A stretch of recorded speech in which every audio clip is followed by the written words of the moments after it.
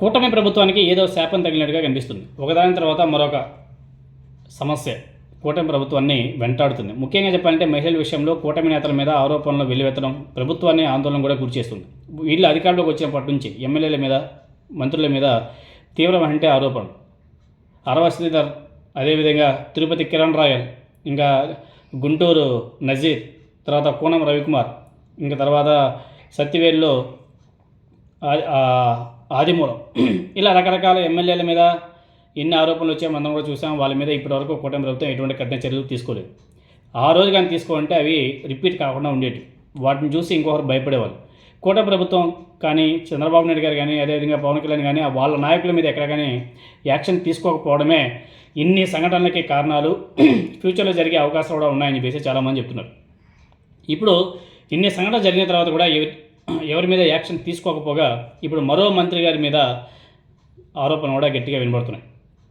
Doctor Shaila Taluri అనే ఒక NRI మహిళ, అదేవిధంగా మహిళ సంఘ సేవకురాలు కూడా సోషల్ మీడియాలో పెట్టినటువంటి పోస్ట్ ఇప్పుడు తీవ్ర రాజకీయ దుమాల మీద చెప్తుంది. ప్యూర్ అనే ఎన్జిఓ ద్వారా ముఖ్యంగా విద్యార్థులకు ఆమె సాయం చేస్తూ ఉంటారు.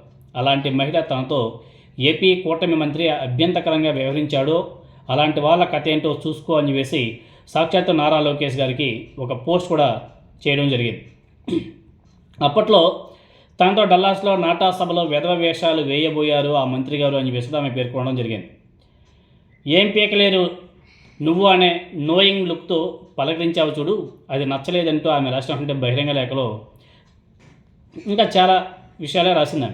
ఇంకా బహిరంగ లేఖలో రాసినటువంటి విషయాలు ఒకసారి చూస్తే, అది సరే కానీ నీకు ఇద్దరు పిల్లలు కదా, నీ మినిస్టర్ ఫ్రెండ్ వాళ్ళకి పంపే తన కాళ్ళు చేతుల ఫోటోలు నాకు కూడా పంపాడు. అపాయింట్మెంట్ అని అడపాదడపా వాళ్ళతో పాటు నాకు కూడా మెసేజ్ పెడుతున్నాడు అన్నట్టు ఈ టైం లైన్ ఏదైతే ఉందో అర్థమైందా?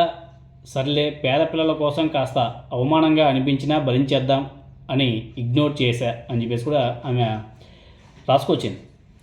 నేను ఇక్కడ మినిస్టర్ ఫోటో పెట్టడం, నీ కొత్త నెంబర్ నుంచి వెంటనే నాకు మెసేజ్ రావడం, నేను నిన్ను బ్లాక్ చేసేలోపు అక్కడ మినిస్టర్ అక్క అమ్మ పిలుపు నుంచి కాళ్ళు చేతులు ఫోటోలు పంపడం మొదలు పెట్టడం జరిగింది. ఇలా రకరకాల పోస్టుల్ని ఆమె సోషల్ మీడియాలో పోస్ట్ చేసింది.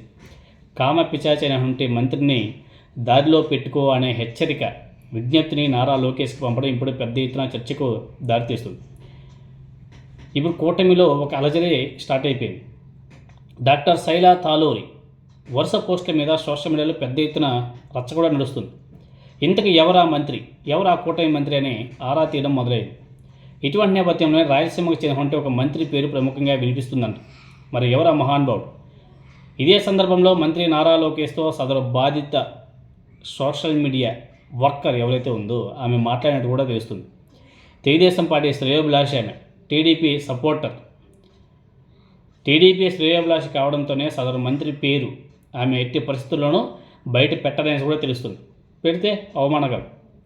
ఏదేమైనా సరే బాధితురాలు తనతో అసభ్యంగా ప్రవర్తించిన మంత్రి గారి పేరు చెప్పి ఉంటే బాగుండేది అనేసి కూటమిలో ఉన్నటువంటి కొంతమంది మంత్రులు, అదేవిధంగా సీనియర్ నాయకులంతా కూడా మాట్లాడుకుంటున్నారు.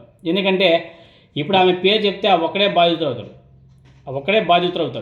పేరు చెప్పకపోతే ఎంటైర్ క్యాబినెట్ మొత్తం కూడా బాధితులు అవుతారు. ఇప్పుడు అందరి బాధ అది. ఆల్రెడీ కూటమి ప్రభుత్వం మీద విమర్శలు గట్టిగా ఉన్నాయి. ఇప్పుడు ఆ మంత్రి గారు పేరు చెప్పకపోతే అందరి మినిస్టర్ల మీద ఆ ఎఫెక్ట్ పడే అవకాశం కూడా ఉంటుందని చెప్పేసి చర్చ అయితే గట్టిగా నడుస్తుంది. ఎందుకంటే అందరి మంత్రుల్ని కూడా అవమానించే పరిస్థితి కూడా వస్తుంది అని చెప్పేసి తెలుగుదేశం పార్టీలో ఉన్నటువంటి కొంతమంది సీనియర్ నాయకులు, అదేవిధంగా మంత్రులు కూడా చాలామంది మాట్లాడుకుంటున్నారు. మరి చూద్దాం ఆ మంత్రి గారి పేరు వస్తుందా అంటే నాకు తెలిసి అయితే రాదు. వస్తే బెటరే.